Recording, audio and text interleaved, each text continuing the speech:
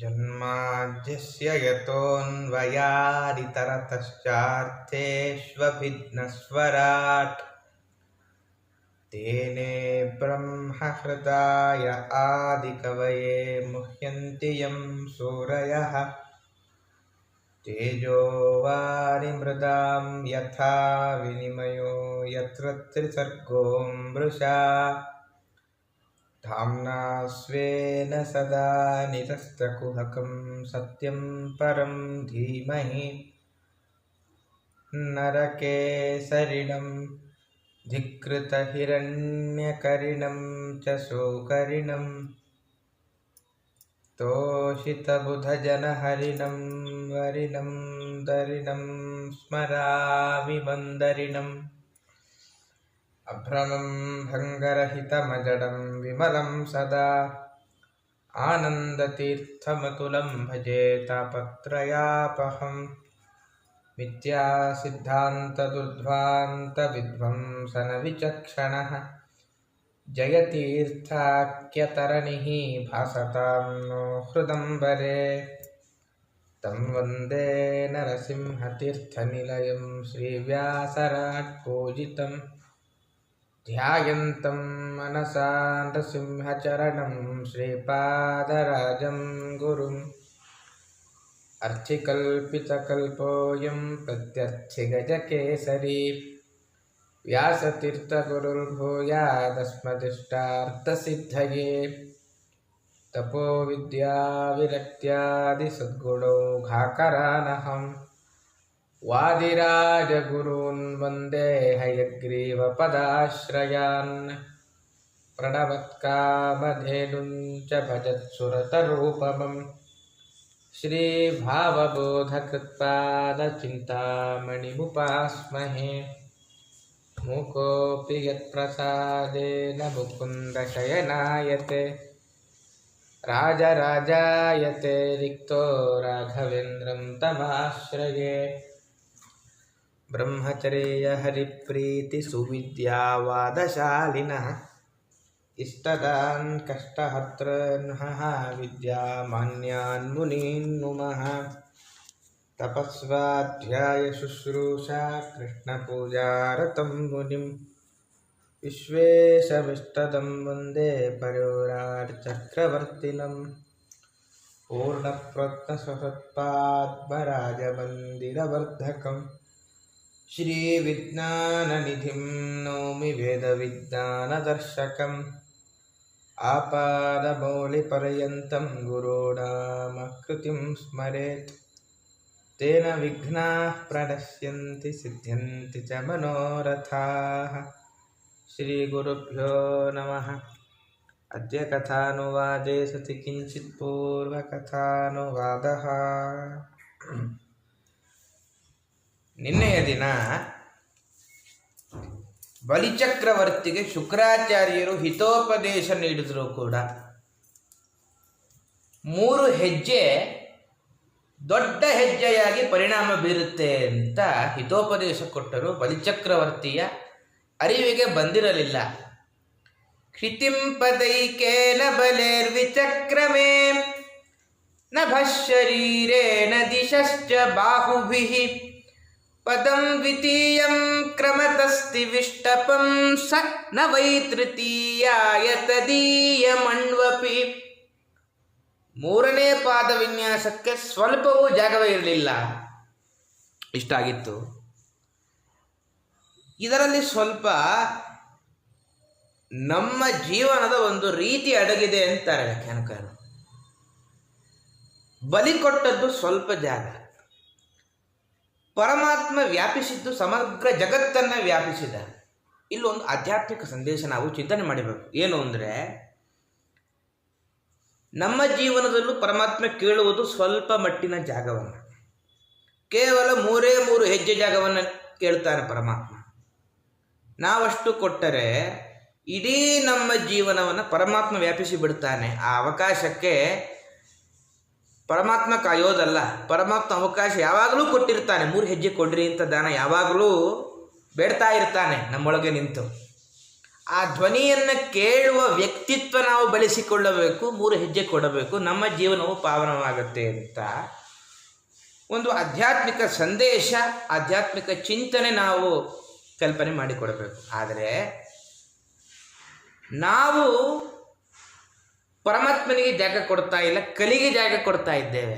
ನಮ್ಮ ಜೀವನದಲ್ಲಿ ಕಲಿಗೆ ಜಾಗ ಕೊಟ್ಟರೆ ತಕ್ಷಣ ಸಮಗ್ರ ಜೀವನವನ್ನು ನುಂಗಿಬಿಡುತ್ತಾನೆ ಕಲಿ. ದೃಷ್ಟಾಂತ ನಲಮಹಾರಾಜ, ಮಹಾಭಾರತದಲ್ಲಿ ವ್ಯಾಸರು ವರ್ಣನೆ ಮಾಡ್ತಾರೆ. ಅವನ ಜೀವನದಲ್ಲಿ ಕಲಿಗೆ ಪ್ರವೇಶಕ್ಕೆ ಜಾಗವೇ ಇರಲಿಲ್ಲ. ಆದರೆ ಒಮ್ಮೆ ಮಾತ್ರ ಕಾಳು ತನ್ನ ಕಾಲನ್ನು ತೊಳೆದುಕೊಳ್ಳುವಾಗ ಸ್ವಲ್ಪ ಮುಂಜಾಗ್ರತೆ ತಪ್ಪಿತ್ತು, ಕಲಿ ಒಳಗೆ ಪ್ರವೇಶ ಮಾಡಿಬಿಟ್ಟ. ಕಲಿ ಒಂಥರ ಜಿರಳೆಯ ಹಾಗೆ ಅಂತಾರೆ. ಒಬ್ಬ ಕವಿ ಹೇಳುತ್ತಾನೆ, ಕಲಿ ಹೇಗೆ ಅಂದರೆ ಜಿರಳೆಯ ಹಾಗೆ ಅಂತ. ಈ ಜಿರಳೆಗೆ ಬರೀ ಮೀಸೆ ತೋರಿಸಲು ಒಂದು ಅವಕಾಶ ಕೊಟ್ಟರೆ ಸಾಕು, ಇಡೀ ದೇಹ ತೋರಿಸುತ್ತೆ. ಕಲಿಯೂ ಹಾಗೆ. ಆದ್ದರಿಂದಾಗಿ ಇಷ್ಟು ವ್ಯತ್ಯಾಸ ಇದೆ. ಬಲಿ ಹೇಗೆ ಜಾಗ ಕೊಟ್ಟನೋ ನಾವು ಹರಿಗೆ ಜಾಗ ಕೊಡಬೇಕು ಅಂತ ಆಧ್ಯಾತ್ಮಿಕ ಸಂದೇಶ ಅಡಗಿದೆ ಅಂತ ಚಿಂತನೆ ಮಾಡಿ 3ನೇ ಹೆಜ್ಜೆಗೆ ಜಾಗವೇ ಇಲ್ಲ ಅಂತಾಯಿತು. ಪರಮಾತ್ಮ ಕೇಳ್ತಾನೆ, ಏನು 3ನೇ ಹೆಜ್ಜೆ ನೀನು ಕೇಳಿದ ನಂಗೆ ತಮಾಷೆ ಮಾಡಿದ್ದಿ, 3 ಹೆಜ್ಜೆ ಅಂತ. 2 ಹೆಜ್ಜೆಗೆ ಇಡೀ ಜಗತ್ತು ವ್ಯಾಪಿಸಿ ಆಗಿದೆ, 3ನೇ ಹೆಜ್ಜೆ ಎಲ್ಲಿ ಅಂತ ಸ್ಥಳ ತೋರಿಸು ಅಂತ ಪರಮಾತ್ಮ ಕೇಳಿದರೆ ಬಲಿಗೆ ತುಂಬ ಚಿಂತೆ ಶುರುವಾಗುತ್ತೆ. ಎಲ್ಲ ವಿಪ್ರಚಿತ್ಯ ಮೊದಲಾದ ದೇವ ಸೈನಿಕರಿದ್ದಾರೆ, ದೈತ್ಯ ಸೈನಿಕರಿದ್ದಾರೆ. ತ್ರಿವಿಕ್ರಮನ ಮೇಲೆ ಪರಮಾತ್ಮನ ಮೇಲೆ ಅನೇಕ ಆಯುಧವನ್ನು ಪ್ರಹಾರ ಮಾಡಲಿಕ್ಕೆ ಬರ್ತಾರೆ. ಬಲಿ ತಡಿತಾನೆ. ಇದು ಕಾಲನಾಮಕ ಪರಮಾತ್ಮನ ಲೀಲೆ. ಅವನ ಒಳಗೆ ಅಸುರನ ಆವೇಶವೂ ಇತ್ತು, ಸಾತ್ವಿಕ ಚೇತನನೂ ಇದ್ದ. ಸಾತ್ವಿಕ ಚೇತನನ ಅಭಿವ್ಯಕ್ತಿ ಕೆಲವೊಮ್ಮೆ ಪ್ರಸಂಗದಲ್ಲಿ ಆಗುತ್ತೆ. ಈ ಪ್ರಸಂಗದಲ್ಲಾಯಿತು. ಅವ ಹೇಳ್ತಾನೆ, ನಮ್ಮ ಪ್ರಭುತ್ವದ ಕಾಲದ ಸಮಾಪ್ತಿ ಇಲ್ಲಿಗೆ ಮುಗಿದು ಹೋಗಿದೆ. ಇಲ್ಲಿಂದ ದೇವೇಂದ್ರನ ಕಾಲ. ನೀವೆಷ್ಟೇ ಹೋರಾಟ ನಡೆಸಿದರೂ ಕೂಡ ಕಾಲನಾಮಕ ಪರಮಾತ್ಮನ ಮುಂದೆ ಮಂಡಿಯೂರಿ ತಲೆ ತಗ್ಗಿಸಲೇಬೇಕು. ಅದರಿಂದಾಗಿ ನೀವು ಏನು ಮಾಡಬೇಡಿ, ಪಲಾಯನ ಮಾಡಿರಿ ಅಂತ ಹೇಳ್ತಾನೆ. ಎಲ್ಲ ದೈತ್ಯರು ಕೂಡ ರಸಾತಲಕ್ಕೆ ಪಲಾಯನ ಮಾಡ್ತಾರೆ. ಅಲ್ಲಿ ಕೇವಲ ಉಳಿದದ್ದು ಪ್ರಹ್ಲಾದರಾಜರು, ಬಲಿಚಕ್ರವರ್ತಿ, ವಿಂಧ್ಯಾವಳಿ, ಶುಕ್ರಾಚಾರ್ಯರು, ಇಷ್ಟು ಜನ ಮಾತ್ರ ಇದ್ದಾರೆ. ಆಗ ಗರುಡನಿಗೆ ಆದೇಶ ನೀಡುತ್ತಾನೆ. ಗರುಡ ವರುಣ ಪಾಶದಿಂದ ಬಲಿಯನ್ನು ಬಂಧನೆ ಮಾಡ್ತಾನೆ ಅಂತ ಇಷ್ಟು ಭಾಗವತದಲ್ಲಿ ವ್ಯಾಸರು ನಿರೂಪಣೆ ಮಾಡಿದ್ರು. ಇಲ್ಲಿ ಸತ್ಯಧರ್ಮ ತೀರ್ಥರು ಒಂದು ಅಪರೂಪವಾದ ಒಂದು ವಿಷಯವನ್ನು ವಿಚಾರ ಮಾಡ್ತಾರೆ. ಬಲಿಯ ಬಂಧನವಾಗಿದ್ದು ಸಮಸ್ಯೆ ಅಲ್ಲ, ಆದರೆ ಬಂಧನವಾದ ಪಾಶ ಯಾವುದು? ಬಬಂಧ ವಾರುಣೈ ಪಾಶೈ ಬಲಂ ಸೂತ್ಯೇ ಅಹನಿ ಕ್ರತೋಃ ಅಹನಿ ಅಂದರೆ ಸೋಮಪಾನ ಮಾಡುವ ದಿನ ಕೊನೆ ಘಟ್ಟಕ್ಕೆ ಬಂದಿದೆ. ಬಲಿಂ ವಾರುಣೈ ಪಾಶೈ ಬಬಂಧ ಅಂತ ಇಷ್ಟು ಮೇಲ್ನೋಟಕ್ಕೆ ಕಾಣುತ್ತದೆ. ಆದರೆ ಅನೇಕ ಪಾಶಗಳಿತ್ತು. ನಾಗಪಾಶದಿಂದ ಬಂಧನೆ ಮಾಡ್ಬೋದಾಗಿತ್ತು ಗರುಡ. ಯಾಕೆ ಬಂಧನ ಮಾಡಲಿಲ್ಲ ಅಂದರೆ ಗರುಡ ನಾಗಗಳಿಗೆ ಶತ್ರು. ಆದ್ದರಿಂದ ನಾಗಾಂತಕ, ಆದ್ದರಿಂದ ನಾಗಗಳನ್ನೇ ಪಾಶವನ್ನಾಗಿಟ್ಟುಕೊಂಡು ಬಂಧನ ಮಾಡಲಿಕ್ಕೆ ಸಾಧ್ಯ ಇಲ್ಲ. ಸರಿ, ಕಾಲಪಾಶದಿಂದ ಬಂಧನೆ ಮಾಡುವ ಅಂದರೆ ಕಾಲಪಾಶ ಅಂದರೆ ಮರಣ. ಬಲಿಚಕ್ರವರ್ತಿ ಅಶ್ವತ್ಥಾಮ ಬಲಿರ್ವ್ಯಾಸ ಅಂಥೇಳಿ 7 ಚಿರಂಜೀವಿಗಳನ್ನು ನಾವು ಪ್ರಾತಃ ಕಾಲದಲ್ಲಿ ಸ್ಮರಣೆ ಮಾಡ್ತೇವೆ. ಇನ್ನು ಮುಂದಿನ ಮನ್ವಂತರದಲ್ಲಿ ಇವ ಇಂದ್ರ ಪದವಿಗೆ ಬರಬೇಕು. ಆದ್ದರಿಂದ ಮೃತ್ಯು ಈಗಲೇ ಇವನಿಗೆ ಸನ್ನಿಹಿತ ಆಗಿಲ್ಲ. ಆದ್ದರಿಂದ ಕಾಲಪಾಶದಿಂದ ಬಂಧನ ಸಾಧ್ಯ ಇಲ್ಲ. ಸರಿ, ಹಾಗಾದರೆ ಮತ್ತು ವರುಣಪಾಶದಿಂದ ಬಂಧಿಸಲಿಕ್ಕೆ ಏನು ಕಾರಣ ಅಂದರೆ ದಾನ ಪೂರ್ತಿಯಾಗೋದು ಯಾವಾಗ? ಭೂದಾನ. ಸಂಕಲ್ಪ ಮಾಡಿ ಜಲಧಾರೆಯನ್ನು ಬಿಟ್ಟಾಗ ಸಾಮಾನ್ಯ ದಾನ ಪರಿಪೂರ್ಣವಾಗುತ್ತೆ ಅಂತ ಕ್ರಮ. ಇವನು ಜಲದಾನ ಬಿಟ್ಟಿದ್ದಾನೆ, ಆದರೆ ದಾನ ಪರಿಪೂರ್ಣ ಆಗಿಲ್ಲ. ಯಾಕೆ? 3ನೇ ಹೆಜ್ಜೆ ಇಲ್ಲ. ಅದರಿಂದಾಗಿ ನೀರು ಬಿಟ್ಟರೂ ದಾನ ಪರಿಪೂರ್ಣವಾಗಲಿಲ್ಲ ಅಂದರೆ ನೀರಿನ ಅಭಿಮಾನ ದೇವತೆ ವರುಣ. ಯಾಕಂದರೆ ನೀರು ಬಿಟ್ಟರೆ ದಾನ ಪರಿಪೂರ್ಣವಾಗುತ್ತೆ ಅಂತ ಒಂದು ಲೋಕರೂಢಿ. ನೀರನ್ನು ಬಿಟ್ಟ, ಆದರೂ ದಾನ ಪರಿಪೂರ್ತಿಯಾಗಿರಲಿಲ್ಲ. ವರುಣ ದೇವನಿಗೆ ಒಂದು ಅಪಕೀರ್ತಿ ಬಂತು. ಅದಕ್ಕೆ ಆ ಅಪಕೀರ್ತಿಯನ್ನು ಕಳೆಯಬೇಕು ಅಂದರೆ ವರುಣ ಪಾಶದಿಂದಲೇ ಬಂಧನ ಮಾಡಬೇಕು. ಆ ಕಾರಣದಿಂದ ವರುಣ ಪಾಶ ಇಟ್ಟುಕೊಂಡೇ ಬಂಧಿಸಿದ್ದು ಅಂತ ಒಂದು ಕಾರಣ ಕೊಡ್ತಾರೆ. ಇನ್ನೊಂದು ಕಾರಣ, ಕಳ್ಳರನ್ನು ಹಗ್ಗದಿಂದ ಕಟ್ಟುವಾಗ ಹಗ್ಗ ಗಟ್ಟಿಯಾಗಲಿಕ್ಕೆ ನೀರನ್ನು ಹಾಕಿ ಹೊಸಿತಾರೆ, ಹಗ್ಗ ಮತ್ತಷ್ಟು ಗಟ್ಟಿಯಾಗುತ್ತೆ. ಮತ್ತಿಲ್ಲಿ ಒಂದು ಹಗ್ಗ ಕಟ್ಟಿ ನೀರು ಹೊಸೆಯೋದು ಬೇಡ, ವರುಣ ಪಾಶದಿಂದಲೇ ಕಟ್ಟಿಬಿಟ್ಟರೆ ಇನ್ನೂ ಗಟ್ಟಿಯಾಗತ್ತೆ ಅನ್ನೋ ಕಾರಣದಿಂದಾಗಿ ವರುಣನ ಪಾಶದಿಂದ ಬಂಧನ ಮಾಡಿದ್ದು ಅಂತ ಎರಡು ಕಾರಣಗಳನ್ನು ನೀಡ್ತಾರೆ ಸತ್ಯಧರ್ಮರು. ಅಲ್ಲ, ಇದು ಸರಿ, ನಂದ ಸುನಂದ ಅಂತ ಅನೇಕ ಸೇವಕರಿದ್ದಾರೆ ಪರಮಾತ್ಮರಿಗೆ. ಗರುಡನಿಗೆ ಯಾಕೆ ಬಲಿಯ ಬಂಧನ ಮಾಡಲಿಕ್ಕೆ ಆದೇಶ ಕೊಟ್ಟಿದ್ದು ಅಂತ ಎರಡನೇ ಒಂದು ಪ್ರಶ್ನೆ ನಮಗೆ ಹೊಮ್ಮುತ್ತೆ. ಆದರೆ ಒಂದು ಕಾರಣ ಕೊಡ್ತಾರೆ, ಹೇಗೆ ಬ್ರಹ್ಮದೇವರಿಗೆ ಅವತಾರ ಇಲ್ಲವೋ ಇತರ ದೇವತೆಗಳಿಗಂತೆ ಗರುಡರಿಗೂ ಕೂಡ ಅವತಾರ ಇಲ್ಲ ಭೂಮಿಯಲ್ಲಿ. ಅದರಿಂದಾಗಿ ಅವನ ಸೇವೆಗೆ ಒಂದು ಅವಕಾಶ ಕೊಡಬೇಕು, ಗರುಡನನ್ನೇ ಪರಮಾತ್ಮ ಆಯ್ಕೆ ಮಾಡಿಕೊಂಡಿದ್ದಾನೆ. ಮತ್ತು ಇನ್ನೊಂದು, ಸಮುದ್ರ ಮಥನ ಆಗಿದೆ, ಎಲ್ಲ ದೇವತೆಗಳು ಸ್ವಲ್ಪ ಸುಸ್ತಾಗಿದ್ದಾರೆ, ವಿಶ್ರಾಂತಿ ಬೇಕು. ಆದರೆ ಗರುಡನ ಪಾತ್ರ ಕೇವಲ ಮಂದರ ಪರ್ವತವನ್ನು ಇಟ್ಟಿದ್ದು ಮಾತ್ರ ಗರುಡನ ಕಾರ್ಯ, ಇನ್ಯಾವುದೂ ಗರುಡನಿಗೆ ಶ್ರಮ ಇಲ್ಲ. ಆದ್ದರಿಂದ ಮತ್ತು ಸಮುದ್ರ ಮಥನದಲ್ಲಿ ಎಲ್ಲರಿಗೂ, ವಾಯುದೇವರಿಗೂ, ರುದ್ರದೇವರಿಗೂ, ಶೇಷನಿಗೂ ಒಂದು ಲೆಕ್ಕದಲ್ಲಿ, ವಾಸುಕಿ, ಒಟ್ಟಾರೆ ಎಲ್ಲರಿಗೂ ಒಂದು ಪರಮಾತ್ಮನ ಸೇವೆ ಮಾಡುವ ಅವಕಾಶ ಸಿಕ್ಕಿದೆ, ಇವನಿಗೆ ಸಿಕ್ಕಿಲ್ಲ. ಅಲ್ಲ, ಗರುಡ ವಾಹನ ಅಲ್ವಾ, ಮತ್ತು ಈ ಪ್ರಸಂಗದಲ್ಲಿ ವಾಹನ ರೂಪವಾಗಿ ಸೇವೆ ಅಂದರೆ ವಾಹನ ಇಲ್ಲಿ. ಯಾಕೆಂದರೆ ಇವ ತ್ರಿವಿಕ್ರಮನಾಗಿ ಬೆಳೆದು ನಿಂತಾಗ ವಾಹನದ ಅವಶ್ಯಕತೆಯೇ ಇಲ್ಲ, ವಾಹನನಾಗಿಯೂ ಸೇವೆ ಸಲ್ಲಿಸಲಿಕ್ಕೆ ಸಾಧ್ಯ ಇಲ್ಲ. ಆದ್ದರಿಂದ ಅನಿವಾರ್ಯವಾಗಿ ಪರಮಾತ್ಮ ಈ ಸೇವೆಯಲ್ಲಿ ಗರುಡನಿಗೆ ಜವಾಬ್ದಾರಿಯನ್ನು ಒಪ್ಪಿಸಿದ. ಆದ್ದರಿಂದ ಗರುಡನಿಗೆ ಒಪ್ಪಿಸಿದ್ದು ಅಂತ. ಅಷ್ಟೇ ಅಲ್ಲ, ಮುಂದೆ ಬಲಿ ನಿದ್ರೆ ಪರಮಾತ್ಮ ನಿದ್ರೆ ಮಾಡುವ ಹಾಗೆ ನಟನೆ ಮಾಡ್ತಾ ಇರ್ತಾನೆ. ಆಗಲೂ ಬಲಿ ಕಿರೀಟವನ್ನು ಅಪಹಾರ ಮಾಡಿದಾಗ ಆ ಸಮಯದಲ್ಲೂ ಕೂಡ ನಿದ್ರೆ ಮಾಡುವಾಗ ವಾಹನ ಸೇವೆ ಇಲ್ಲ ಗರುಡನಿಗೆ. ಆ ಬಲಿಯನ್ನು ಗೆದ್ದು ಕಿರೀಟ ಮತ್ತು ಪುನಃ ವೈಕುಂಠ ಲೋಕಕ್ಕೆ ಮರಳಿ ತಲುಪಿಸುವಂತೆ ಗರುಡನಿಗೆ ಆದೇಶ ಕೊಡ್ತಾನೆ. ಇದನ್ನು ಆಚಾರ್ಯರು ತಾತ್ಪರ್ಯದಲ್ಲಿ ಉಲ್ಲೇಖ ಮಾಡ್ತಾರೆ. ನಾರಾಯಣೇ ಸರ್ವದೇವೈ ಸಮೇತೆ ಬ್ರಹ್ಮಾದಿಭಿರ್ಹ ಸಮಾನೇ ಸುಪರ್ಣಃ ಗತ್ವಾ ಪಾತಾಳಂ ಯುಧಿ ಜಿತ್ವಾ ಬಲಿಂ ಚ ಕಿರೀಟಮಾದಾಯ ಅಭ್ಯಯಾದ್ಯತ್ರ ಕೃಷ್ಣ ಅಂತ ಆಚಾರ್ಯರು ಸ್ಪಷ್ಟ ನಿರ್ಣಯ ಕೊಟ್ಟಿದ್ದಾರೆ. ಆದ್ದರಿಂದ ಗರುಡನಿಗೆ ನಿರ್ದೇಶ ಮಾಡಿದ್ದು ಅಂತ ಎರಡು ಅಪರೂಪದ ವಿಷಯವನ್ನು ಇಲ್ಲಿ ಸತ್ಯಧರ್ಮ ತೀರ್ಥರು ವ್ಯಾಖ್ಯಾನ ಮಾಡ್ತಾರೆ. ಇಲ್ಲಿ ಆದ್ದರಿಂದ ಮುಂದೇನಾಗುತ್ತೆ ಅಂತಂದರೆ, ಇಷ್ಟು ಬಂಧನ ಮಾಡಿದ ಮೇಲೆ ತಂ ಬದ್ಧಂ ವಾರುಣೈಃ ಪಾಶೈಃ ಭಗವಾನಃ ವಾಮನಃ ನಷ್ಟಶ್ರಿಯಂ ಸ್ಥಿರಪ್ರಜ್ಞಂ ಉದಾರಯಶಸಂ ನೃಪ. ತಂ ಬದ್ಧಂ ವಾರುಣೈಃ ಪಾಶೈಃ, ಗಟ್ಟಿ ಬಂಧನ ಆಗಿದೆ ಅವನಿಗೆ. ನಷ್ಟಶ್ರಿಯಂ ಅಂತ ಹೇಳ್ತಾರೆ, ಎಲ್ಲ ಸಂಪತ್ತು ಯಾವುದೂ ಇಲ್ಲ, ಆದರೆ ಸ್ಥಿರಪ್ರಜ್ಞಂ, ಆದರೂ ಅವನಿಗೊಂದು ವಿಶ್ವಾಸ, ನಾನು ಕೊಟ್ಟ ಮಾತಿಗೆ ತಪ್ಪಲ್ಲ ಅಂತ ಒಂದು ವಿಶ್ವಾಸ ಅವನ ತಲೆದೂಗ್ತಾ ಇತ್ತು. ಆಗ ಅವನಿಗೆ ಪರಮಾತ್ಮ ಒಂದು ವಿಚಿತ್ರವಾದ ಒಂದು ಮಾತು ಹೇಳ್ತಾನೆ. ವಿಪ್ರಲಬ್ಧೋ ದದಾನೀತಿ ತ್ವಯಾಹಂ ಚಾಢ್ಯಮಾನಿನ ತದ್ವ್ಯಲೀಕ ಫಲಂ ಭುಂಕ್ಷ್ವ ನಿರಯಂ ಕತಿಚಿತ್ ಸಮಾಹ. ವಿಪ್ರಲಬ್ಧೋ ದದಾಮೀತಿ ತ್ವಯಾಹಂ ಚಾಢ್ಯಮಾನಿನ, ನೀನು ನನಗೆ ಆತ್ಮವಂಚನೆ ಮಾಡಿಕೊಳ್ತಾ ಇದೆಯಾ, ಸಂಪತ್ತಿನ ಮದ ನೆತ್ತಿಗೇರಿತು, ಏನೋ ಕೊಡ್ತೀನಿ ಎಂದು ಏನೋ ಕೊಟ್ಟಿಲ್ಲ. ತದ್ವ್ಯಲೀಕ ಫಲಂ, ಏನು ವಂಚನೆ ಮಾಡಿದ್ದು ಇದರ ಫಲವಾಗಿ ನಿರಯಂ ಕತಿಚಿತ್ ಸಮಾಹ, ಕೆಲವು ವರ್ಷಗಳ ಕಾಲ ನರಕವಾಸ ಮಾಡು ಅಂತ ಹೇಳ್ತಾನೆ ಪರಮಾತ್ಮ. ಹೇಗೆ ದೇವತೆಗಳು, ಇವಾಗ ಕರ್ಮಜ ದೇವತೆ ಸಾಲಲು ಬರ್ತಾನೆ, ದೇವತೆಗಳಿಗೆ ಹೇಗೆ ನರಕವಾಸ ಅಂದರೆ ವ್ಯಾಖ್ಯಾನಕಾರರು ನಿರ್ಣಯ ಕೊಡ್ತಾರೆ. ಇಲ್ಲಿ ನರಕವಾಸ ಅಂದರೆ ಅದಕ್ಕೆ ಪ್ರತಿನಿಧಿಯಾಗಿ ಕೆಲವೊಂದು ಶಿಕ್ಷೆಗಳಿರುತ್ತೆ.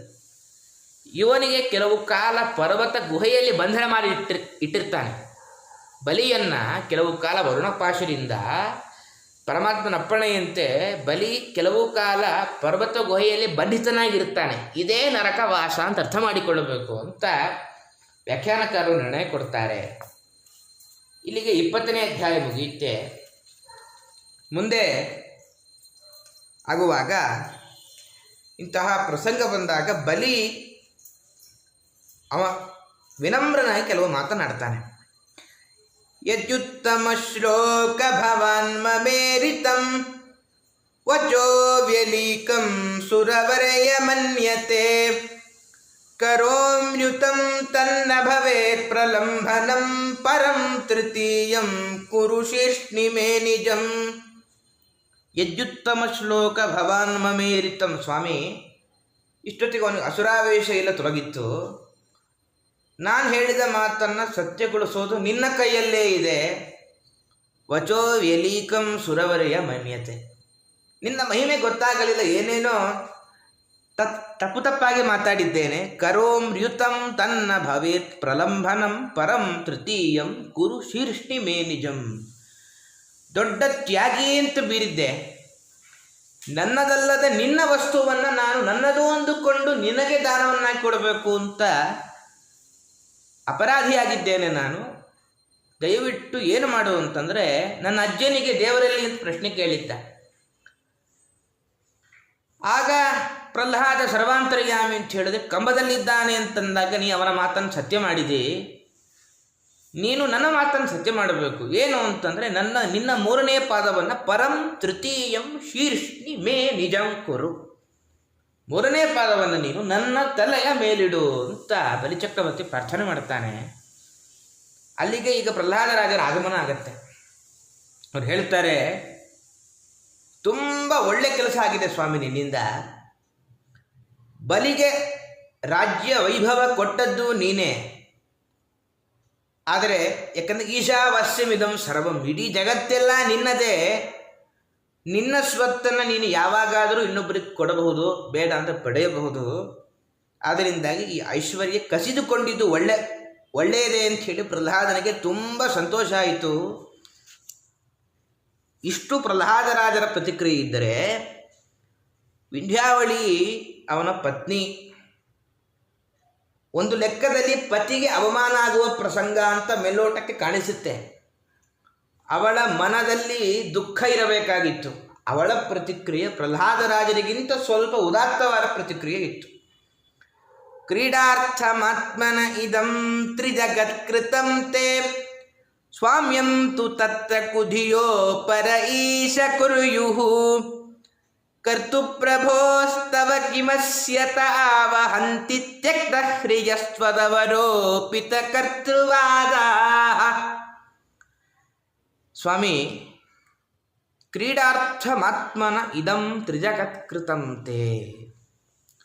ನನ್ನ ಯಜಮಾನರು ತುಂಬ ತಪ್ಪನ್ನು ಮಾಡಿದ್ದಾರೆ. ಮೊದಲ ತಪ್ಪು, ನಿನ್ನ ಬಳಿ ದಾನದ ಮಾತನ್ನಾಡಿದ್ದು ಮೊದಲ ತಪ್ಪು. ಯಾಕೆಂದರೆ ಯಾರಿಗೆ ತನ್ನ ಸ್ವತ್ತು ಅಂತುಂಟೋ ಆ ವ್ಯಕ್ತಿ ದಾನ ಮಾಡಬಹುದು. ಆದರೆ ಎಲ್ಲವೂ ನಿನ್ನದೇ, ಇವರ ಸ್ವತ್ತು ಯಾವುದೂ ಇಲ್ಲ.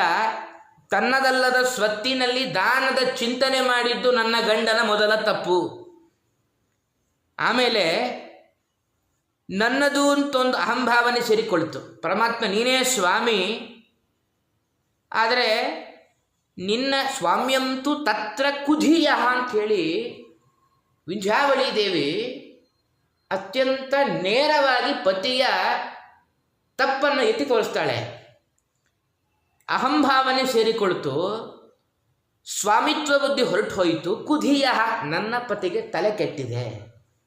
ಆದ್ದರಿಂದ ನೀನೇನು ಶಿಕ್ಷೆ ಕೊಟ್ಟಿದೆಯೋ ಕರ್ತು ಪ್ರಭೋಸ್ತವ ಕಿವಸ್ಯತ ಆವಹಂತಿ, ನೀನು ಕೊಟ್ಟ ಶಿಕ್ಷೆ ಸರಿಯಾಗೇ ಇದೆ ಅಂತ ವ್ಯಾಖ್ಯಾನಕಾರ ಹೇಳ್ತಾರೆ. ಪ್ರಹ್ಲಾದರಾಜರ ಮಾತನ್ನು, ವಿಂಧ್ಯಾವಳಿಯ ಮಾತನ್ನು ಸ್ವಲ್ಪ ತುಲನೆ ಮಾಡಿ ನೋಡಬೇಕು ನಾವು. ನಿನ್ನ ಸ್ವತ್ತನ್ನು ನೀನು ಸ್ವೀಕರಿಸಿದಿ, ನೀನು ಮಾಡಿದ್ದು ಸರಿ ಅಂತ ಪ್ರಹ್ಲಾದರಾಜರು ಹೇಳಿದ್ದು. ವಿಂಧ್ಯಾವಳಿಯ ಮಾತು, ನಿನ್ನದಲ್ಲದ ಸ್ವತ್ತಿನಲ್ಲಿ ಅಹಂಭಾವನೆ ತುಂಬಿದೆ, ಆದ್ದರಿಂದ ಬಲಿಗೆ ಶಿಕ್ಷೆ ನೀಡಿ ತುಂಬ ಉತ್ತಮ ಕೆಲಸ ಮಾಡಿದ್ದೀರಾ ಅಂತ ತ್ಯಾಗದ ವಿಷಯದಲ್ಲಿ ಒಂದು ಹೆಜ್ಜೆ ಮುಂದಿದ್ದಾಳೆ.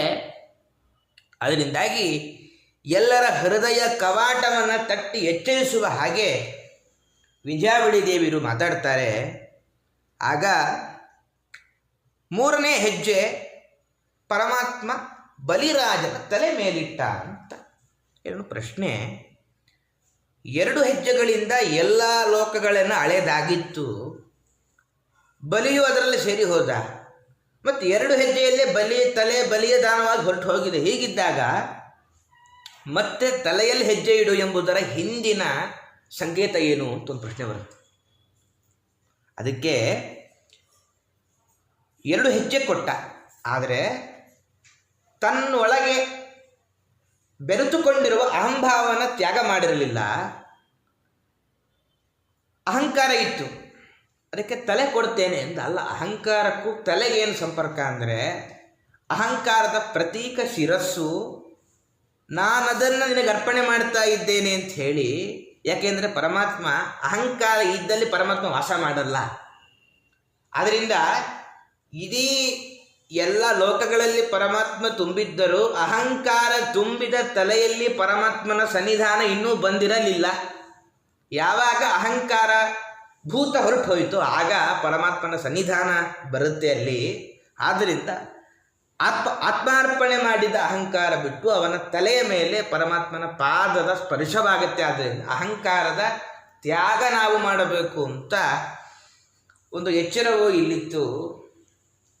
ಇಷ್ಟಾದ ಮೇಲೆ ಆ ಬಲಿಚಕ್ರವರ್ತಿಯ ಒಳಗಡೆ ನಾವು ಒಂದು ವಿಚಿತ್ರವಾದ ಜೀವದ್ವಯ ಸಮಾವೇಶವನ್ನು ಕಾಣಬಹುದು.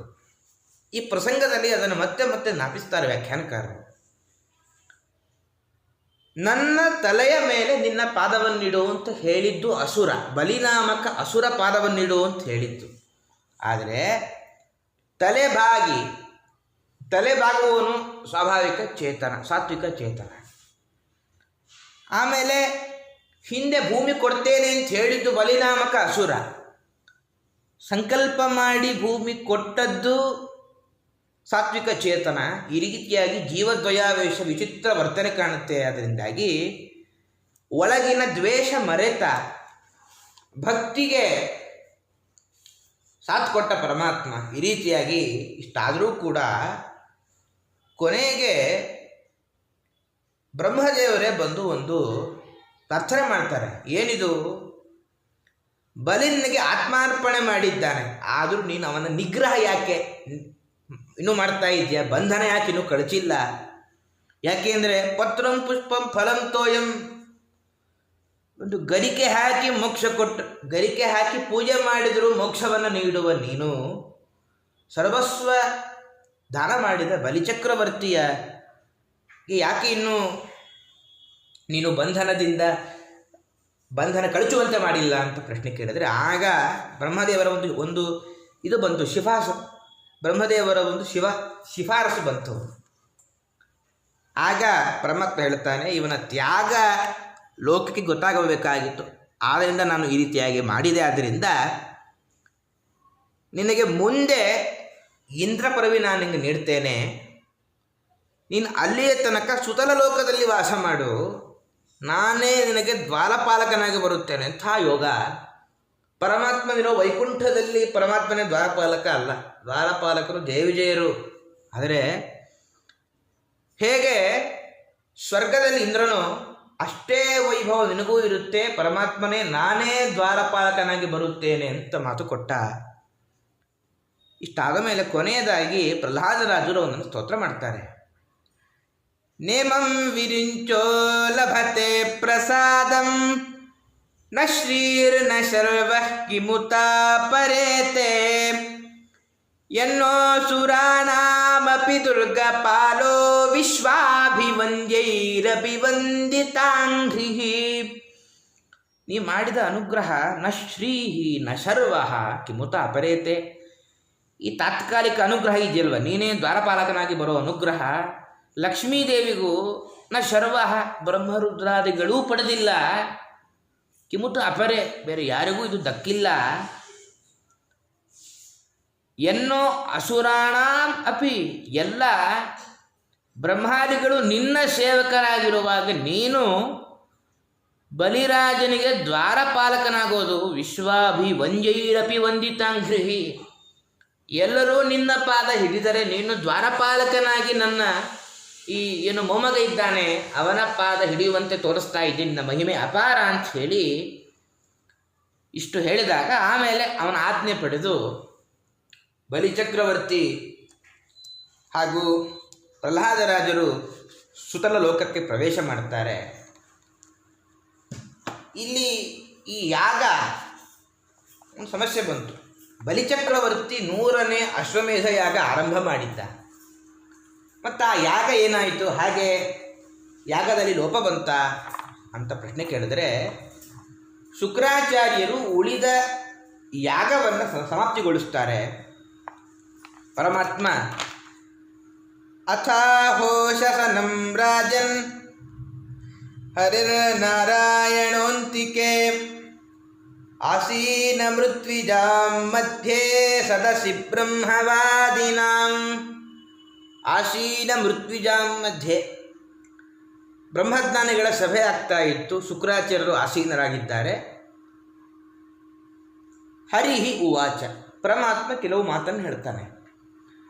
ಬ್ರಹ್ಮನ್ ಸಂತನು ಶಿಷ್ಯಸ್ಯ ಕರ್ಮಚ್ಛಿದ್ರಂ ವಿತನ್ವತಃ ಯತ್ಕರ್ಮಸು ವೈಷಮ್ಯಂ ಬ್ರಹ್ಮದೃಷ್ಟಂ ಸಮಂ ಭವೇತ್.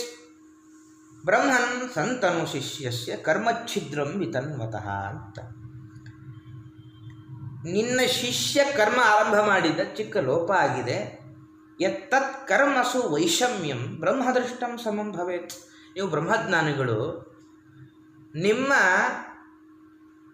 ಪಾತ್ರ ಅಲ್ಲಿ ಪ್ರವೇಶ ಆಯಿತು ಅಂದರೆ ಎಲ್ಲ ಲೋಪ ಸರಿಯಾಗತ್ತೆ. ನೀವು ಅದನ್ನು ಸರಿ ಮಾಡಬೇಕು ಅಂತಂದರೆ ಶುಕ್ರವಾಚ ಕುತಸ್ತತ್ಕರ್ಮ ವೈಷಮ್ಯಂ ಯಸ್ಯ ಕರ್ಮೇಶ್ವರೋ ಭವಾನ್ ಯಜ್ಞೇಶ್ವರೋ ಯಜ್ಞಪುರುಷಃ ಸರ್ವಭಾವೇನ ಪೂಜಿತಃ. ಶುಕ್ರಾಚಾರ್ಯರು ಮುಗುಳ್ನಕ್ಕೆ ಹೇಳ್ತಾರೆ, ಏನು ಸ್ವಾಮಿ ಆಶ್ಚರ್ಯ, ಅರ್ಥ ಆಗ್ತಿಲ್ಲ ನನಗೆ. ಯಾಕೆ ಅಂದರೆ ನೀನೇ ಬಂದದ್ದು ಸಾಕ್ಷಾತ್ ಯಜ್ಞಗಳನ್ನು ಮಾಡೋದೇ ನಿನ್ನ ಉದ್ದೇಶಕ್ಕೆ. ನೀನೇ ಯಜ್ಞನಾಮಕನಾಗಿ ಆಹುತಿ ಸ್ವೀಕಾರ ಮಾಡ್ತೀಯ, ವಾಮನ ನಾಮಕನಾಗಿ ಬಂದು ಬರಿಯ ಕಣ್ ತೆರೆಸಿ ದಾನ ಸ್ವೀಕಾರ ಮಾಡಿದ್ದು ನೀನಿದ್ದಾಗ ಕರ್ಮದಲ್ಲಿ ಲೋಪದೋಷ ಆದರೂ ಹೇಗಾಯಿತು ನನಗೆ ಅರ್ಥ ಆಗ್ತಿಲ್ಲ. ಯಾಕೆ ಅಂದರೆ ಮಂತ್ರತಸ್ತಂತ್ರತಶ್ಛಿದ್ರಂ ದೇಶಕಾಲಾರ್ಹ ವಸ್ತುತಃ ಸರ್ವಂ ಕರೋತಿ ನಿಶ್ಛಿದ್ರಂ ಅನುಸಂಕೀರ್ತನಂ ತವ. ಮಂತ್ರತಃ ತಂತ್ರತಃ ಛಿದ್ರಂ ದೇಶಕಾಲಾರ್ಹ ವಸ್ತುತಃ. ಮಂತ್ರ ತಂತ್ರ ದೇಶ ಕಾಲ ದಕ್ಷಿಣೆ ಎಲ್ಲಾದರೂ ಲೋಪ ಬಂದಿದ್ದರೆ ಸರ್ವಂ ಕರೋತಿ ನಿಶ್ಛಿದ್ರಂ ಅನುಸಂಕೀರ್ತನಂ ತವ. ನಿನ್ನ ನಾಮ ಸಂಕೀರ್ತನೆ ಮಾಡಿದರೆ ಸಾಕು ಎಲ್ಲ ಪರಿಹಾರ ಆಗತ್ತೆ. ಅಲ್ಲ, ಇಲ್ಲಿ ಮತ್ತೆ ಪ್ರಶ್ನೆ ಬಂದಿತ್ತು, ನಾಮ ಸಂಕೀರ್ತನೆ ಯಾರು ಮಾಡಬೇಕು? ಬಲಿಚಕ್ರವರ್ತಿ, ಅವನ ಬಂಧನ ಆಗಿದೆ. ಮತ್ತು ಈ ಮಧ್ಯದಲ್ಲಿ ಮತ್ತೆ ನಾಮ ಸಂಕೀರ್ತನೆಯ ಉಲ್ಲೇಖ ವ್ಯಾಸರು ಯಾಕೆ ಮಾಡಿಲ್ಲ ಅಂದರೆ ವ್ಯಾಖ್ಯಾನಕಾರರು ಮಾಡ್ತಾರೆ. ನಾವು ಹಿಂದೆ ಕೇಳಿದ್ವಿ, ಗುಹೆಯಲ್ಲಿ ಬಂಧನವಾಗಿದ್ದ ಅಂತ. ಆಗ ಅಸುರಾವೇಶ ತೊಲಗಿತ್ತು. ಗುಹೆಯಲ್ಲಿ ಬಂಧಿತನಾದಾಗ ಬಲಿಚಕ್ರವರ್ತಿ ನಾಮತ್ರಯ ಜಪ ಮಾಡಿ ಆಗಿದೆ. ಅದನ್ನು ಪ್ರಾಯಶ್ಚಿತ್ತವೂ ಎಲ್ಲ ಆಗಿ ಹೋಗಿದೆ. ಆದರೂ ತಥಾಪಿ ವದತೋ ಭೂಮನ್ ಕರಿಷ್ಯಾಮಿ ಅನುಶಾಸನಂ. ನಿನ್ನ ಆಜ್ಞೆ ನಾನು ಖಂಡಿತ ಅದನ್ನು ಪಾಲಿಸಲೇಬೇಕು ಅಂತ ವಿಚಾರ ಮಾಡಿ ಪ್ರತಿನಂದ್ಯ ಹರೇರಾಜ್ಞಾಂ ಉಷಸ ಭಗವಾನಿತಿ ಯತ್ನಚ್ಛಿದ್ರಂ ಸಮತನೋದ್ಬಲೇರ್ವಿಪ್ರರ್ಷಿಭಿಃ ಸಹ. ಪ್ರತಿನಂದ್ಯ ಹರೇರಾಜ್ಞಾ, ಹರಿಯ ಆಜ್ಞೆಯನ್ನು ಪಾಲಿಸಿ ಶುಕ್ರಾಚಾರ್ಯರು ಎಲ್ಲ ಪ್ರಾಯಶ್ಚಿತ್ತ ಅನುಷ್ಠಾನ ಮಾಡಿ ಆ ಯಾಗದ ಲೋಪವನ್ನು ಸರಿ ಮಾಡ್ತಾರೆ. ಏವಂ ಬಲೇರ್ಮಹೀಂ ರಾಜನ್ ಭಿಕ್ಷಿತ್ವಾ ವಾಮನೋ ಹರಿಃ ದದೌ ಭ್ರಾತ್ರೆ ಮಹೇಂದ್ರಾಯ ತ್ರಿದಿವಂ ಯತ್ಪರೈರ್ಹೃತಂ. ಏವಂ ಬಲೇಹೆ ಮಹೀಂ ರಾಜನ್ ಭಿಕ್ಷಿತ್ವಾ ವಾಮನೋ ಹರಿಃ. ಒಳ್ಳೆ ವೈಶಿಷ್ಟ್ಯ ಇಲ್ಲಿ. ಬೇರೆ ಬೇರೆ ಅವತಾರಗಳಲ್ಲಿ ಕೆಲವೊಮ್ಮೆ ಯುದ್ಧ ಮಾಡಿದ್ದಾನೆ ತುಂಬ ಅವತಾರಗಳಲ್ಲಿ. ರಾಮಾದಿ ದುಷ್ಟರ ಶಿಕ್ಷೆ ತಾನೇ ನೀಡಿದ. ಇಲ್ಲಿ ಕೇವಲ ಒಬ್ಬ ಚಿಕ್ಕ ಒಟ್ಟು ರೂಪವನ್ನು ಧಾರಣೆ ಮಾಡಿ ಒಂದು ಭಿಕ್ಷೆಯಿಂದ 3 ಲೋಕವನ್ನು ಗೆದ್ದು ದೇವೇಂದ್ರನಿಗೆ ಕೊಟ್ಟು ತಾನು ಅವಳ ತಾಯಿಯ ಪ್ರಾರ್ಥನೆಯಂತೆ ಉಪೇಂದ್ರನಾಗಿ ಅವನ ಸಹಾಯಕ್ಕೆ ಇರ್ತಾನೆ. ಇಲ್ಲಿಗೆ ವಾಮನಾವತಾರದ ಸಮಾಪ್ತಿಯಾಗುತ್ತೆ. 22ನೇ ಅಧ್ಯಾಯದಲ್ಲಿ ವಾಮನಾವತಾರವನ್ನು ಸಮಾಪ್ತಿ ಮಾಡಿ ಕೊನೆಯದಾಗಿ ಕೂರ್ಮಾವತಾರದ ಬಗ್ಗೆ ಉಲ್ಲೇಖ ಮಾಡ್ತಾರೆ. ಸತ್ಯವ್ರತ ಅಂತ ಮಹಾರಾಜ, ಮುಂದೆ ವೈವಸ್ವತ ಮನು ಆಗುವ ಇವನೇ. ದ್ರವಿಡ ದೇಶದ ರಾಜ. ಒಮ್ಮೆ ಕೃತಮಾಲ ಅಂತ ಒಂದು ನದಿಯಲ್ಲಿ ಅರ್ಘ್ಯ ಪ್ರದಾನ ಮಾಡ್ತಾ ಇದ್ದಾನೆ. ಅಂಜಲಿಯಲ್ಲಿ ಅರ್ಘ್ಯ ಕೊಡಬೇಕು ಅಂತ ಜಲವನ್ನು ಸ್ವೀಕಾರ ಮಾಡ್ತಾನೆ. ಆದರೆ ಒಂದು ಮೀನು ಕಂಡಿತು ಆ ಬೊಗಸೆಯಲ್ಲಿ. ಮೀನು ಕಂಡಿತ್ತು ಆದ್ದರಿಂದ ಕರುಣಾಮಯ ಮೀನನ್ನು ಬಿಟ್ಟ. ಆ ಮೀನಿನ ಆದರೆ ಆ ಮೀನು ಒಂದು ಮಾತಾಡುತ್ತೆ, ಏನು ನೀನು ಕರುಣಾಮಯಿ ಅಂತ ಎಲ್ಲ ಪ್ರಜೆಗಳು ನಿನ್ನ ಕೊಂಡಾಡ್ತಾರೆ, ಒಂದು ಚಿಕ್ಕ ಮೀನನ್ನು ನೀನು ಕೈ ಚೆಲ್ಲಿದ್ಯಲ್ವ, ನೀನಂಥ ಕರುಣಾಮಯಿ ಅಂತ ಆ ಮೀನು ಪ್ರತಿಕ್ರಿಯೆ ಕೊಟ್ಟಾಗ ಅವನು ಕೇಳ್ತಾನಲ್ಲ, ನದಿಯೇ ನಿನ್ನ ವಾಸಸ್ಥಾನ, ಇಲ್ಲಿ ನಿನ್ನನ್ನು ಬಿಟ್ಟರೆ ಏನು ಸಮಸ್ಯೆ, ನಿನಗೇನು ಫಜೀತಿ ಅಂದರೆ, ಅಲ್ಲ ನನಗಿಂತ ದೊಡ್ಡ ಮೀನಿರುತ್ತೆ, ನನ್ನನ್ನು ನುಂಗಿ ಬಿಡುತ್ತೆ, ಆದ್ದರಿಂದಾಗಿ ಕಥಂ ವಿಸೃಜಸೆ ರಾಜನ್ ಭೀತಮಸ್ಮಿನ್ ಸರಿಜ್ಜಲೆ, ನನಗೆ ತುಂಬ ಭಯ ಉಂಟಾಗಿದೆ, ನನ್ನನ್ನು ಕಾಪಾಡಬೇಕು ಅಂತ. ರಾಜನಿಗೆ ಅನುಕಂಪೆ ಮೊಳೆಯಿತು. ಮೇಲ್ತೆಗೆದ ಕೈಯಿಂದ ತನ್ನ ಕಲಶದಲ್ಲಿ ತುಂಬಿದ ಆಶ್ರಮಕ್ಕೆ ತಂದಿಟ್ಟ. ಆದರೆ ಕಲಶವನ್ನು ಮೀರಿಸುವಷ್ಟು ಮೀನು ಬೆಳೆದಿತ್ತು. ತಂಬಿಗೆಯಲ್ಲಿಟ್ಟ, ತಂಬಿಗೆ ಅದು ತುಂಬಿತು. ಮತ್ತು ಪುನಃ ಬೇರೆ ಕಡೆ ಇಡು ಅಂತ ಕೊಪ್ಪರಿಗೆ ಇತ್ತು, ಅಲ್ಲಿಟ್ಟ. ಆ ಕೊಪ್ಪರಿಗೆ ತುಂಬಿತು, ಕೆರೆ ಆಯಿತು, ಕೆರೆ ತುಂಬಿತು. ಎಷ್ಟಾದರೂ ಕೂಡ ಯಾವ ದೊಡ್ಡ ದೊಡ್ಡ ಜಲಾಶಯ, ನದಿ ಎಲ್ಲ ಕಡೆ ಬಿಟ್ಟ, ಸಮುದ್ರಕ್ಕೆ ಬಿಟ್ಟ. ಆಗ ಅದು ಪ್ರಶ್ನೆ ಕೇಳಿತು, ಇಡೀ ಸಮುದ್ರವನ್ನು ವ್ಯಾಪಿಸಲಿಲ್ಲ ಅದು ಆ ಮೀನು. ಸಮುದ್ರದಲ್ಲಿ ನನಗಿಂತ ದೊಡ್ಡ ಜಲಚರ ಇರುತ್ತೆ, ನನ್ನನ್ನು ನುಂಗಲ್ವಾ ಅಂತ ಪ್ರಶ್ನೆ ಕೇಳಿತು. ರಾಜನಿಗೆ ಆಶ್ಚರ್ಯ ಆಯಿತು. ಇದು ಖಂಡಿತ ಇದು ಪರಮಾತ್ಮನಿಂದ ಬೇಕು ಅಂತ ಊಹಿಸಿ ಅವನಿಗೆ ವಿಚಿತ್ರ ಆಶ್ಚರ್ಯಕರವಾದ ರೀತಿಯಲ್ಲಿ ರಾಜನಿದ್ದ. ಆಗ ಮೀನು ಹೇಳಿತು, ನಾನು ಮತ್ಸ್ಯರೂಪಿ ಪರಮಾತ್ಮ, ಇನ್ನು 7 ದಿನಗಳಲ್ಲಿ ಮಹಾಪ್ರಲಯ ಆಗೋದಿದೆ, ಮನ್ವಂತರ ಪ್ರಲಯ. ಒಂದು ನೌಕೆ ಬರುತ್ತೆ, ಮುಂದಿನ ಸೃಷ್ಟಿಗೆ ಬೇಕಾದ ಎಲ್ಲ ಬೀಜ ಔಷಧಿಗಳನ್ನು ಸಂಗ್ರಹ ಮಾಡಿ, ಸಪ್ತರ್ಷಿಗಳು ನೀವೆಲ್ಲರೂ ಕೂಡ ಈ ನೌಕೆಯಲ್ಲಿರಿ ಅಂತ ಆಮೇಲೆ ಹೇಳಿತು. ಇದರ ಮುಂದಿನ ಕಥಾನಕವನ್ನು ಕೊನೆಯ ಘಟ್ಟದಲ್ಲಿ ಶುಕಾಚಾರ್ಯರು ನಿರೂಪಣೆ ಮಾಡಿ, ದೊಧೂಯಮಾನಾಂ ತಾಂ ನಾವಂ ಸಮೀರೇಣ ಬಲೀಯಸ ಉಪಸ್ಥಿತಸ್ಯ ಮೇ ಶೃಂಗೇ ನಿಬಧ್ನೀಹಿ ಮಹಾಹಿನ. ಬಲೀಯಸ ಸಮೀರೇಣ ದೊಧೂಯಮಾನಾಂ ತಾಂ ನಾವಂ. ಮುಂದೆ ಒಳ್ಳೆ ಜಂಜಾಮಾರುತ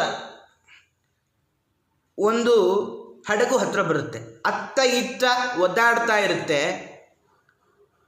ಮೇ ಶೃಂಗೆ ಮಹಾಹಿನ ನಿಬಧ್ನಿ, ಒಂದು ದೊಡ್ಡ ಸರ್ಪದಿಂದ ಅದನ್ನು ಕಟ್ಟುಬಿಡು. ಅಹಂ ತ್ವಾಂ ಋಷಿಭಿಃ ಸಾಕಂ ಸಹ ನಾಮಮುದನ್ವತಿ ವಿಕರ್ಷನ್ ವಿಚರಿಷ್ಯಾಮಿ ಯಾವತ್ ಬ್ರಾಹ್ಮೀ ನಿಶಾ ಪ್ರಭೋ. ಅಹಂ ಋಷಿಭಿಃ ಸಾಕಂ ಸನಾವಂ ತ್ವಾಂ ಬ್ರಾಹ್ಮೀ ನಿಶಾ ಯಾವತ್ ಉದನ್ವತಿ ವಿಕರ್ಷನ್ ವಿಚರಿಷ್ಯಾಮಿ. ನಾನು ಮಾಡುವ ಕೆಲಸ ಇಷ್ಟೇ, ಎಲ್ಲೇ ತನಕ ರಾತ್ರಿ ಕಳೆಯಬೇಕೋ ಅಲ್ಲಿ ತನಕ ನಾನು ಆ ಸಮುದ್ರದಲ್ಲಿ ಎಳೆಯುತ್ತಾ ನಿಮ್ಮನ್ನು ಸುತ್ತಾಡಿಸ್ತಾ ಇರ್ತೇನೆ ಅಂತ ಆಮೇಲೆ ಮಾತಾಡುತ್ತೆ. ಮದೀಯಂ ಮಹಿಮಾನಂ ಚ ಪರಂ ಬ್ರಹ್ಮೇತಿ ಶಬ್ದಿತಂ ವೇತ್ಸ್ಯನುಗೃಹೀತಂ ಮೇ ಸಂಪ್ರಶ್ನೈರ್ವಿವೃತಂ ಹೃದೀ. ಸಂಪ್ರಶ್ನೈಃ ಹೃದಯ ವಿವೃತಂ ಮೇ ಅನುಗೃಹೀತಂ ಮಹಿಮಾನಂ ವೇತ್ಸ್ಯಸಿ. ನೀನು ಕೆಲವು ಪ್ರಶ್ನೆಗಳನ್ನು ಕೇಳು, ನಾನು ಉತ್ತರ ಕೊಡ್ತೇನೆ. ಇತ್ತಮಾದಿಶ್ಯ ರಾಜಾನಂ ಹರಿದಂತರಧೀಯತ ಸೋನ್ವವೈಕ್ಷತ ತಂ ಕಾಲಂ ಯಂ ಹೃಷೀಕೇಶ ಆದಿಶತ್. ಇತ್ತಮಾದಿಶ್ಯ ಅಂತರಧೀಯತ, ಅಪ್ಪಣೆ ಕೊಟ್ಟು ಪರಮಾತ್ಮ ಅದೃಶ್ಯನಾದ.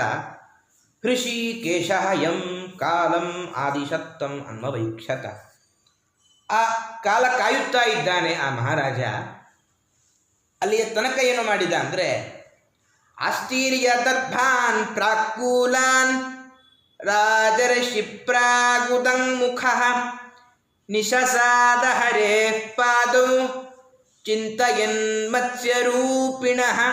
ಪ್ರಾಕೂಲಾನ್ ದರ್ಭಾನ್ ಆಸ್ತೀರ್ಯ, ದರ್ಭೆಯನ್ನು ಹಾಸಿದ.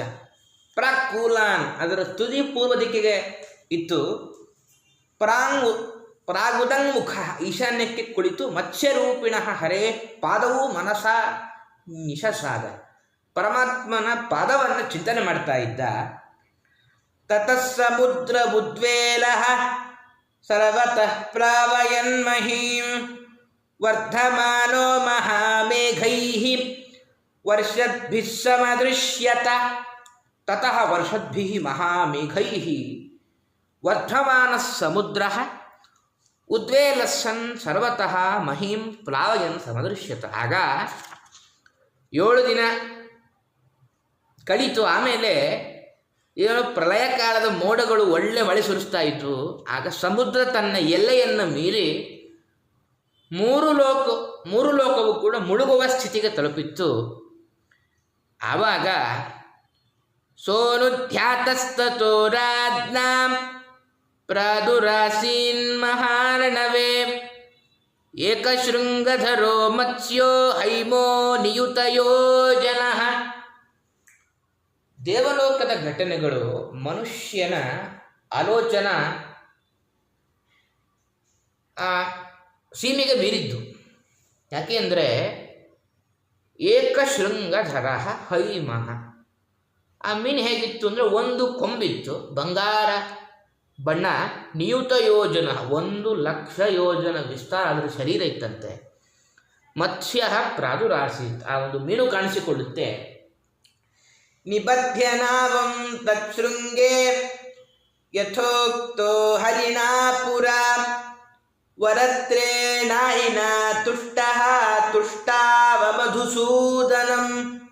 ಹರಿಣ ಯಥೋಕ್ತಃ ನಾವಂ ತತ್ಶೃಂಗೇ ವರತ್ರೇಣ ಅಹಿನ ನಿಬಧ್ಯ, ಒಂದು ಹಗ್ಗವಾಗಿ ಒಂದು ಹಾವನ್ನು ಬಡಿಸಿದ, ಕೋಡಿಗೆ ಕಟ್ಟಿದ. ಮಧುಸೂದನಂ ತುಷ್ಟಾವ ಅಂತ ಅಲ್ಲ, ಇರೋದು ಮತ್ಸ್ಯರೂಪಿ ಪರಮಾತ್ಮ.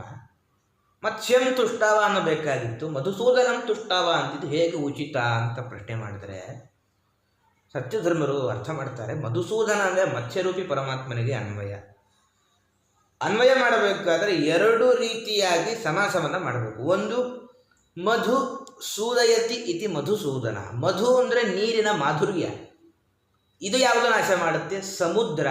ಅದನ್ನು ಮಧುಸೂದನ ಅಂದರೆ ಉಪ್ಪಿನ ಸಮುದ್ರ ಅಂತ ಅರ್ಥ. ಆಮೇಲೆ ಮಧುಸೂದೇ ನಯತೀತಿ ಮಧುಸೂದನ, ಆ ಉಪ್ಪಿನ ಸಮುದ್ರದಲ್ಲಿ ಈ ಪರಮಾತ್ಮ ಸೆಳೆದುಕೊಂಡು ಹೋಗ್ತಾ ಇದ್ದಾನೆ. ಅದರಿಂದ ಮಧುಸೂದನ ಅನ್ನೋದು ಒಂದು ಉಪ್ಪಿನ ಸಮುದ್ರದಲ್ಲಿರುವ ಮತ್ಸ್ಯರೂಪಿ ಪರಮಾತ್ಮನನ್ನು ಹೇಳ್ತಾ ಇದೆ. ಆ ಪರಮಾತ್ಮನ ಸ್ತೋತ್ರವನ್ನು ಮಾಡ್ತಾನೆ. ಇದಾದ ಮೇಲೆ ಕೊನೆಯದಾಗಿ ಪುರಾಣ ಸಂಹಿತಾಂ ದಿವ್ಯಾಂ ಸಾಂಖ್ಯಯೋಗ ಕ್ರಿಯಾವತೀಂ ಸತ್ಯವ್ರತಸ್ಯ ರಾಜರ್ಷೇಃ ಆತ್ಮಗುಹ್ಯಮಶೇಷತಃ ದಿವ್ಯಾಂ ಪುರಾಣ ಸಂಹಿತಾಂ ಅಶೇಷತಃ ಅಬ್ರವೀತ್. ಮತ್ಸ್ಯಪುರಾಣ ಇವರಿಂದ ಉಪದೇಶ ಪಡಿತಾರೆ ಆ ಸತ್ಯವ್ರತ ಮಹಾರಾಜರು ಹಾಗೂ ಇತರ ಋಷಿಗಳು.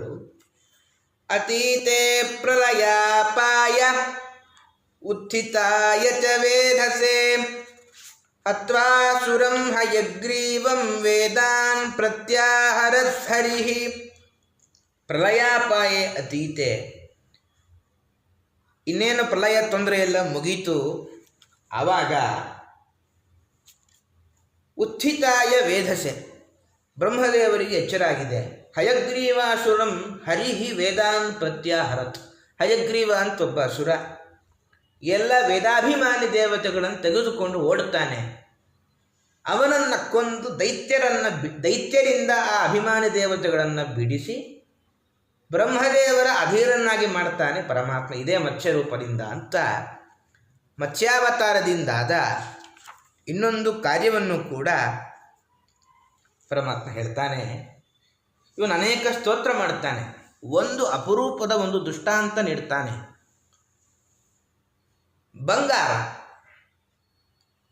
ಬಂಗಾರ ಹಾಗೂ ಸಾತ್ವಿಕ ಜೀವರಲ್ಲಿ ಒಂದು ಸಾಮ್ಯತೆ ಇದೆ. ಏನು ಅಂದರೆ ಬಂಗಾರದಲ್ಲಿ ಅನೇಕ ಲೋಹ ಸೇರಿಕೊಂಡಿರುತ್ತೆ, ಹಿತ್ತಾಳೆ, ತಾಮ್ರ ಎಲ್ಲ. ನಾವು ಅದನ್ನು ಬಂಗಾರ ಅಂತ ಕರಿಬಾರ್ದು, ಬೆಟ್ಟು ಬಂಗಾರ ಅಂತ ಕರಿಬೇಕು. ಬಂಗಾರ ಶುಭ್ರ ಆಗಿದ್ರೂ ಕೂಡ ಪ್ರಭೆ ಸ್ವಲ್ಪ ಕುಗ್ಗಿರುತ್ತೆ, ಪ್ರಕಾಶ ಕಾಣಬೇಕಾದ್ರೆ ಅಗ್ನಿಯಲ್ಲಿ ಹಾಕಬೇಕು. ಹಾಗೆ ಸಜ್ಜೀವರು ಒಳ್ಳೆಯ ಚಿನ್ನದಂತೆ, ಒಳಗೆ ಪ್ರಕಾಶ ಇದೆ.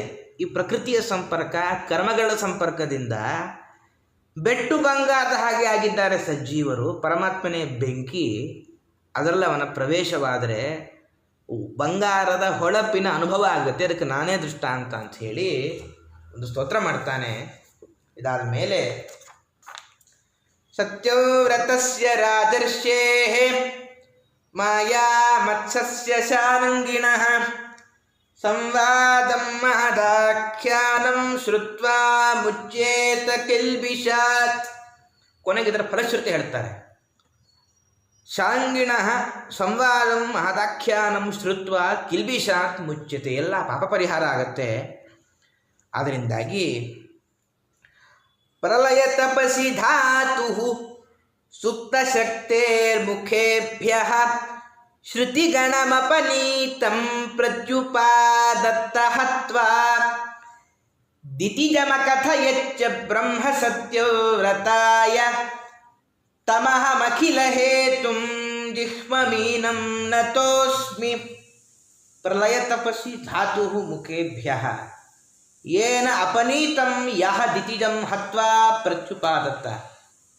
ಯಾವ ಪ್ರಲಯದ ನೀರಿನಲ್ಲಿ ಎಲ್ಲ ವೇದವನ್ನು, ಅಭಿಮಾನಿ ದೇವತೆಗಳನ್ನು ಅಸುರ ಸಂಹಾರ ಮಾಡುವ ಮೂಲಕ ಬ್ರಹ್ಮದೇವರಿಗೆ ಕೊಟ್ಟಿದ್ದಾನೋ, ಆ ಸತ್ಯವ್ರತಾಯ ಅಖಿಲ ಹೇತುಂ ಜಿಹ್ಮಮೀನಂ, ತನ್ನ ಇಚ್ಛೆಯಿಂದಾಗಿ ಮತ್ಸ್ಯರೂಪ ಧಾರಣೆ ಮಾಡಿದ ಪರಮಾತ್ಮನಿಗೆ ಅಹಂ ನತೋಸ್ಮಿ ಅಂತ ಹೇಳಿ ಇತಿ ಶ್ರೀಮದ್ ಭಾಗವತೆ ಅಷ್ಟಮಸ್ಕಂಧೆ ದ್ವಾವಿಂಶೋಧ್ಯಾಯ. ಈ 22 ಅಧ್ಯಾಯದಲ್ಲಿ ಕೂರ್ಮಾವತಾರ ಮತ್ಸ್ಯಾವತಾರದಿಂದಾಗಿ 8ನೇ ಸ್ಕಂದರ ಸಮಾಪ್ತಿ ಮಾಡ್ತಾರೆ. 9ನೇ ಸ್ಕಂದರ ಚಿಂತನೆಯನ್ನು ನಾಳೆ ಮಾಡೋಣ ಅಂತ ಹೇಳ್ತಾ, ಅನೇನ ಭಾವಿ ಯತ್ಪುಣ್ಯಂ ತದಾ ಪುನೋತು ಗುರುರ್ಮಮ. ಶ್ರೀಕೃಷ್ಣಾರ್ಪಣಮಸ್ತು, ಮಧ್ವೇಶಾರ್ಪಣಮಸ್ತು.